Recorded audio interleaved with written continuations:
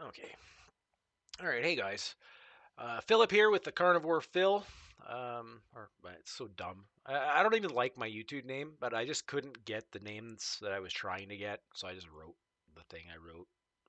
Have to deal with it. Um, I'm not gonna probably have a big career on YouTube. I'm not trying for that or nothing. Um, I am trying to, have a career. Um, I'm a butcher. I'm a pretty good butcher. I know a lot about it, and I've been a butcher a long time, and I'd like to continue to do that work, but it's getting increasingly hard to do because the costs of everything, and um, it's just not easy to compete with the big guys. So, anyway, I wanted to talk today about a few things. I haven't made a video in a while, so I thought I would talk about a few things that's been going on for me. Um, my name is Philip. I'm 42. I've been living in Canada my whole life. Um, didn't learn about carnivore until recently in my life, probably the last 5 years. Um, wasn't about 3 years ago when I started taking it seriously, and now I'm over a year. I've been full carnivore. Beef, butter, bacon, eggs. Um, sometimes some chicken. Occasionally, I'll eat some spices with some curry. Um, things like that. But I try not to eat too much of that kind of stuff. I try to live my life plant free. I take my inspiration from a very famous guy that we know about. Um, so, what do I want to talk about today? I've got a number of issues that have sort of improved in my health since I started my diet. And any of the carnivores who watch this or have done anybody who's done carnivore for any length of time, they'll probably appreciate so one of the things I'm going to talk about today. Um, for sure. And I mean, they'll probably have experienced some things before too that I'm going to describe. Most of our issues are pretty similar, right, across the board. We're all humans, we're all the same species. So, I mean, if I get an autoimmune disorder like Crohn's, somebody else can get it, right? Like, that's just the way it is. Even animals can get these diseases, we're finding, um, which is kind of strange to think, but only animals that humans tend to seem to get these diseases, which is also kind of a strange sort of coincidence. Even though I really don't believe in coincidences, right? Everything happens for a reason. So, yeah. So anyway, my particular things. Um, so the first five is the main five things. Probably my energy, way better than it's ever been. Like um, I feel alert all the time. I feel um, just like when I get tired, it's like time for sleep. And then I don't struggle going to sleep. Like I just get to sleep easy, right? That's one of the other things. My energy is good during the day. My sleep is good at night. So those are two of the five I was going to list. Um, my skin has improved immensely. I don't even know what to tell you. Um, about my skin improvements. I had an undiagnosed skin condition. I'm not even exactly sure. I looked it up before and I tried to figure it out myself, but I wasn't able to figure it out. But it was some kind of like inflammation of my hair follicle, where every single follicle um, on my skin, my legs and my arms, and a lot of my back, and a bunch of my chest had these like really red dots um, that just looked like blood pooling at the base of all the hair um, of all over my skin. But it was like not really really bright red. It was just like dots. Kind of almost looked like a rash, but it wasn't a rash. And it wasn't itchy. It wasn't like nothing like that. Um, my back used to get really itchy all the time. Like I'd I'd have to scratch my back. Like I used to get people I knew to scratch my back. Um, just or I'd get a back scratcher. I still got one laying around somewhere. Um, and I could scratch my back till it was almost bleeding actually because it felt so good to scratch my back. That doesn't happen anymore. since I switched to carnivore diet. I I don't know why, um, but that back, the itchiness that I'd experienced on the back, all gone. Um, and I like that's a really interesting thing because probably since 2009, at least, I was having issues with that until 2 years ago. So that's a long time, right? Like 20 years minus 4 was last year. So 16 years almost, probably, that I had this like almost like a food allergy, um, where I'd get itchy on my back though only. It was never anywhere else. It was just on my back. So I couldn't understand like what the deal was. I always thought it was my back hair or something like that, but no, it wasn't that. And then then the itchiness sometimes it wasn't even after I'd eat a meal. Sometimes it would just happen. Like I'd have a shower, I'd get out of the shower, and later on I'd start to get super itchy. And then it just my back. Like all my skin would feel dry, but my back, like I don't know, it was just something about it. And so I had to scratch and scratch and scratch and scratch. Well, I switched to carnivore over a year ago. I don't get a back that's itchy anymore. It just doesn't happen.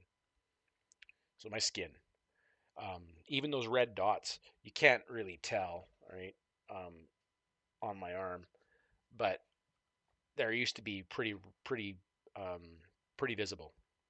And skin tags, I had skin tags on my underarms, inner thigh, groin area, around my neck, occasionally, not often on the neck, mostly around my armpits and groin. Um, Occasionally on my chest. Um, I could see a skin tag and I could just peel it off or something, but they just kept coming back and is whatever. Um, I haven't had a single developing skin tag since I started the diet, and the biggest skin tag and the only one that I have left has been on my leg, um, on my inner thigh since, gosh, I bet you since before 2009 also, and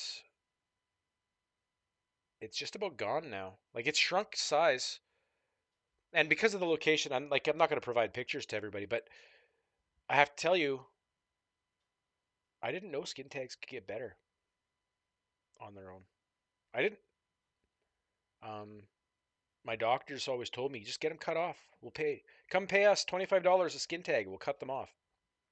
$25 to remove a skin tag that just grows back twice a year, 3 times a year. Like, do we have more money than brains? Like, what's going on? Like, yeah. The doctor told me that, and I was thinking about it. I was like, man, what a way to make money.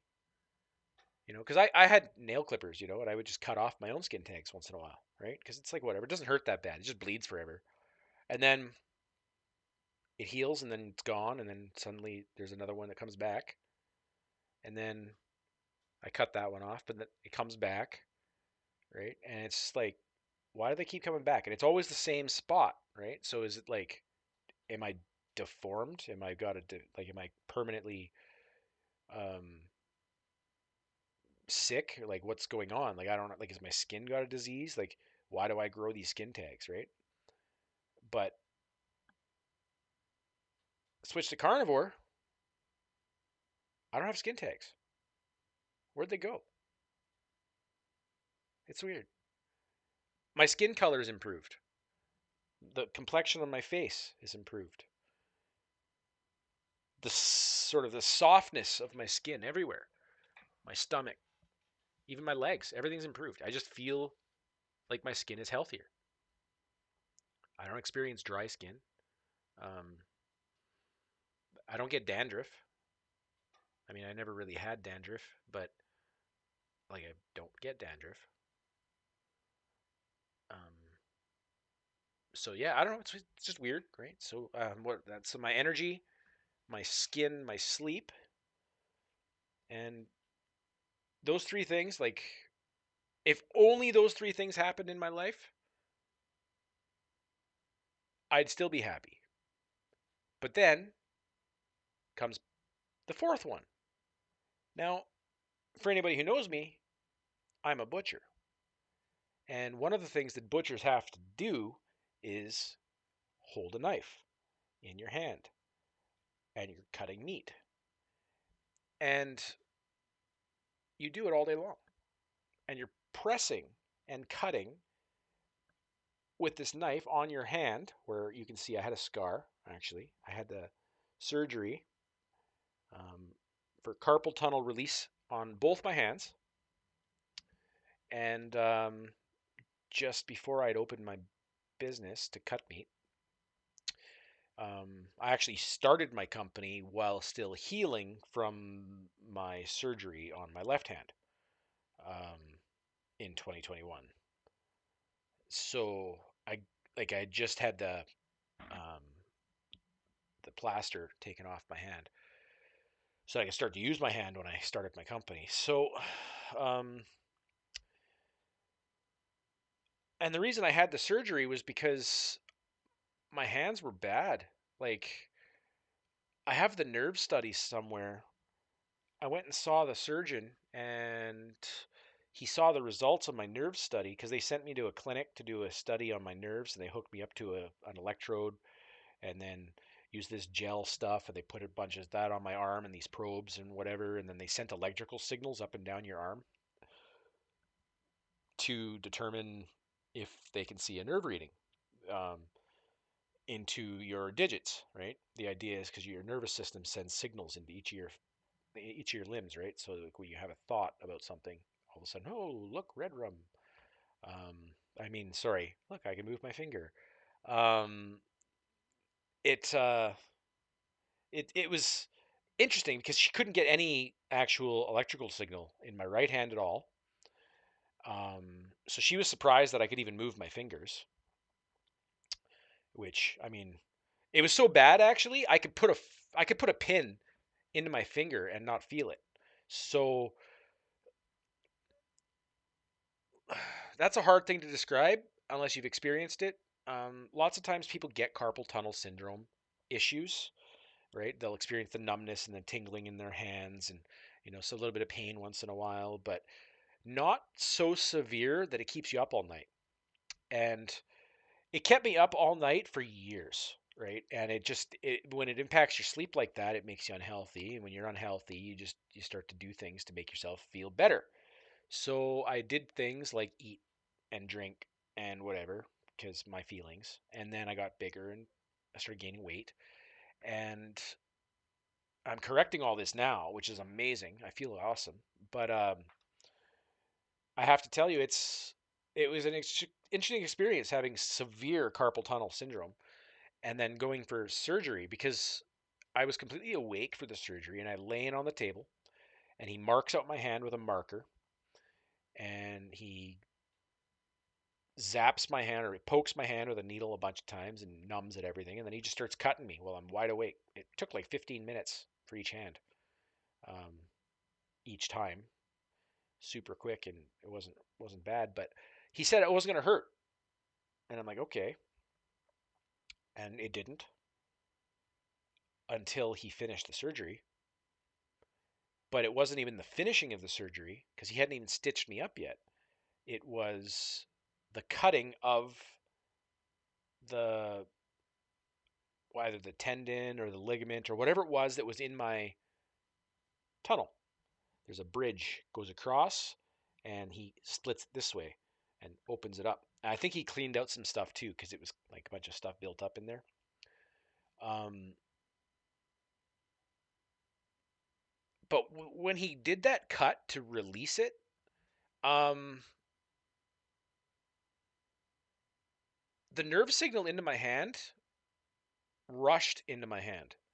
Like it kind of felt like what you'd expect to see when when you're a child and you're playing in the snow and the water and it's kind of melting in the winter, or the winter's melting, and then the snow start to pool up behind all the snow. You can like create like little sort of dams to stop the water and create big pools of water, and then you can like smash it and watch it all rush down. Yeah, it was kind of like the breaking of a dam in the way it felt into my hand. So like from my elbow all the way up into my hand after he cut me, my hand felt super hot, like instantly. Like it got so hot and so warm that it actually hurt. However, it was like 2 seconds gone max. And then immediately my hand is cooling off. And for the first time since I don't even remember when, and even today still, I can now feel the current of the air in the room here on my fingertips. And when the doctor cut me and that happened, and I felt that sensation for the first time on my hand, since I don't remember when, because I had been dealing with this for so many years at this point, um, I started to cry like on the table, and not even as like pain. It was just like I was overwhelmed with this brand new sensation of I can feel airflow through my fingers. Um, and I have to tell you, like that sensation, I will never, ever, ever be able to appreciate more. Or that's not exactly what I want to say. But I have no idea how much better I would have felt if I had looked after myself before the carpal tunnel become a problem. And then, so this kind of ties back into where I was like started with my life at the beginning, um, which I didn't really. I'm kind of all over the place. You'll have to forgive me. I'm not good at this stuff. Like, sorry. Um, I just want to share what I've experienced in my life from my perspective, not because I care about any of you at all, because I really don't. But if I can help anybody, um, that's what I care about, right? I become a butcher because I want to feed people. My goal has always been to feed people, um, and be useful and be somebody that my community respects and wants around. And so, if I had started carnivore like a decade and a half ago, could I have avoided carpal tunnel surgery? I start to wonder because a nerve becomes impinged in multiple ways, not just when you press on it, but also when something presses on it from inside. Like if you dislocate a bone, that bone is hurt in your body where it's dislocated because it's pressing on nerves that it wouldn't otherwise press on. And also, everything's shifted and all that other stuff, but like all of your nerves are out of whack and out of place, right?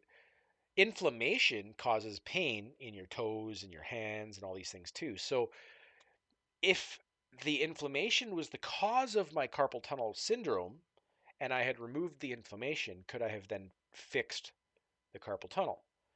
Given enough time through autophagy and other things on the carnivore diet, would have improved all of my symptoms enough that I would never have needed to have the really invasive surgery. And I'm inclined to believe that that's probably true. Um, that in my instance, I probably could have avoided that problem and that surgery and saved my Canadian healthcare system some money by keeping myself healthier through choosing to eat only the foods that keep me alive and not eating the foods that clog my system. Um, so that's a little lesson I garnered from it, and whatever. But this ties back into the fourth thing, which was pain. Which all my pain, everywhere in my body, my back pain, my shoulder pain, my neck pain, my hip and joint pain, everywhere is gone. And anywhere I still have pain, I just do some exercises and some stretches, and I work on those spots and I improve those areas, and I've no longer got pain. And I haven't even had a cold since I started this diet now. So we're January 15th today, 2026, and I started the diet November 1st, 2024. 2020, yeah. So November 1st, 2 months and a half. So we're at 14 and a half months full carnivore this time. But you have to, yeah, I have to wonder, right? Another year of this, what's it going to look like? How am I going to feel? I don't know if I'll feel any better. I'm definitely going to look better. Um, I mean, you can still see how much fat is on my neck and stuff, right? Um, but it's a lot less than it used to be, I have to tell you. And like, I'm not counting calories, none of that stuff. I'm just living my life. So, um, I mean, I do eat cheese still, but not like as a regular thing. Like, I mean, probably a few times a week, I'm probably consuming some cheese of some sort. But I don't like go out of my way to avoid cheese. But I don't shop for it, right? Like, I buy what I need to buy, and if there happens to be a day where I feel like having cheese, I'll just get some cheese. So it's like whatever. Um, I don't drink dairy at all. Just water, coffee. I try. I probably drink too much coffee still, but because there's no calories really in coffee, I'm not too concerned about it. But it does affect because it is still a carbohydrate. So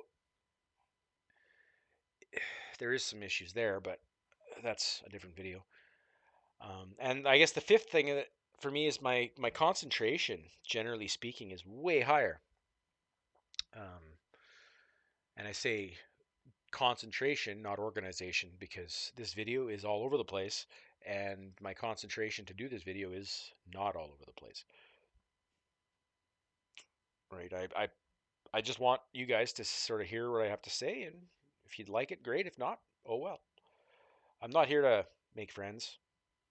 I'm here to just talk about my life and what I know, and try to help whoever wants to help me, or whoever wants to help themselves.